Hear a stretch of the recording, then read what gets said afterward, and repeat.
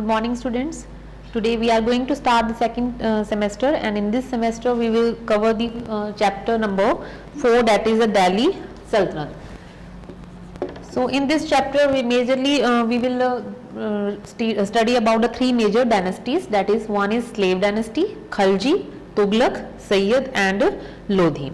So this period is also known as the Sultanate period, as this period is from 1206 to 1526, 1206 to 1526, and this period is also known as in Indian history Sultanate period, as the rulers of these dynasties belong to different Turkish sultans. So they were sultans, so that's why the name is given Delhi Sultanate. So because of sultans only this period is known as the Sultanate period. So first we will cover the slave dynasty.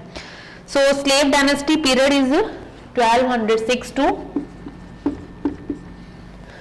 1290, 6 to 90. So the ruler of this dynasty ruled from this time period 1206 to 1290, and they were called slave as well as Mamluk. They were called slave because the ruler of these dynasties mostly were slaves of Qutbuddin Aibak, like Iltutmish and Bourbons were there, and they both were slave of Qutbuddin. And Qutbuddin Aibak, who was the founder of slave dynasty, was also slave dynasty, founder of that dynasty. Qutbuddin Aibak was also one of the slave. He was a slave of Turkish ruler Muhammad Ghori. We learned in previous term the third chapter that Muhammad Ghori, one of the Turkish invader, invade India. So he was Qutbuddin Aibak was the founder of slave dynasty and one of the slave of Muhammad Ghori.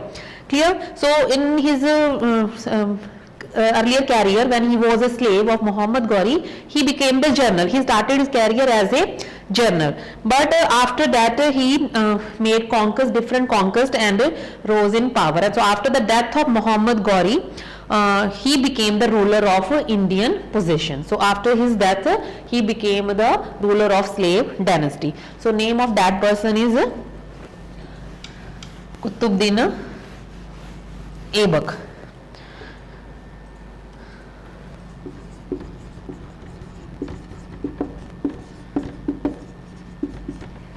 He was the founder of slave dynasty. Clear? So he made his kingdom strong by so many methods adopted by him. First is he made conquest, different conquest, and most of the areas or territories he gained. As well as he made matrimonial alliances. He made matrimonial marriage relation with his rivals, and so many territories he came under his empire. So he was also known as Lakh Baksh. Why he was known as Lakh Baksh? Because he was very liberal ruler. He was famous. He made himself popular by giving charities to Hindus as well as Muslims. So because of this way, he made him popular and known as the giver of lakhs as well as Lakh Baksh. Clear? So Qutbuddin was one of the great builder. That is a quality of him, that he was a great builder. He built so many buildings, like the main building, that is Qutub Minar. The construction of that Minar started by Qutbuddin Aibak but not finished by another ruler, that is Iltutmish. So construction of Qutub Minar also started by the great ruler, that is Qutbuddin Aibak. That is his achievement. As well as Quat ul Islam, that also made by him. Quat ul Islam mosque, that is the name of one of the mosque, that also built by him. Then in 12010, that is the date, 12010, he died. How he died? Once he was playing a game of polo and he fell down from his horse. Because of that reason he died in 1210. Clear? So learn the date, his time period also, 1206 to 1290 means slave dynasty. When the Qutbuddin Aibak died, 1210. Clear? So he was known as also Lakh Baksh, great builder, main buildings were constructed by him. Next we will learn about the Iltutmish after Qutbuddin, who came to power, that is Iltutmish. Iltutmish was a son-in-law of Qutbuddin Aibak. Iltutmish, after Qutbuddin Aibak, he became the ruler. After his death, he is the son-in-law of Qutbuddin Aibak. Clear? So after the sudden death of Qutbuddin Aibak, his son Aram Shah, he came to the power, but nobles did not like him, and he overthrown from the territory, and instead of that Iltutmish invited. So he was invited by the nobles, and he occupied the throne in 1210. Clear? So when he became the ruler after his death. Clear? Then his position was challenged by number of nobles. Why his position was challenged by number of nobles who were in the religion? Because he is not have a hereditary link with Aibak. Clear? Because he is not a son, so number of challenges he faced, but he was a great ruler, an efficient ruler, so he faced all the challenges very well and brought almost whole northern India in his empire, in his rule. Now we will learn about the achievements of Iltutmish. First, Iltutmish is a great ruler. Clear? He built his empire very well. Then he shifted the achievement done. He shifted his capital from Lahore to Delhi. Lahore to Delhi. Clear? Capital shifted by him. Then third is that Iltutmish was a very efficient ruler, so he saved his newly established Delhi Sultanate. Delhi Sultanate was newly made by him, so he saved the Delhi Sultanate by the Mongol invasion. Now during that time the whole northern part of India was threatened by the Mongol invasion. So one of the Mongol leader name is Genghis Khan. Genghis Khan.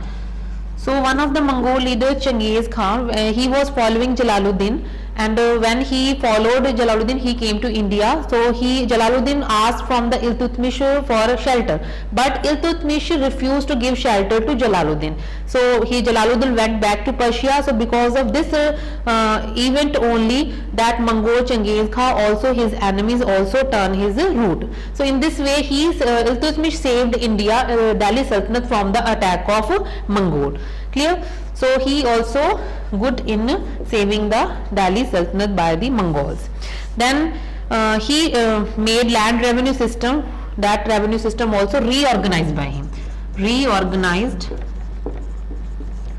revenue system. Clear? Revenue system collected by number of officers appointed to collect the revenue system, that is also reorganized by him. Clear? So last achievement is that Qutub Minar, which is the construction was started by Qutbuddin Aibak and completed by Iltutmish. Clear? So he completed the construction work of Qutub Minar. So these are the achievements of Iltutmish. Clear? Now next is after Iltutmish, his daughter Rajia Sultan became the ruler. Clear? So after Iltutmish, who came to power? Rajia Sultan.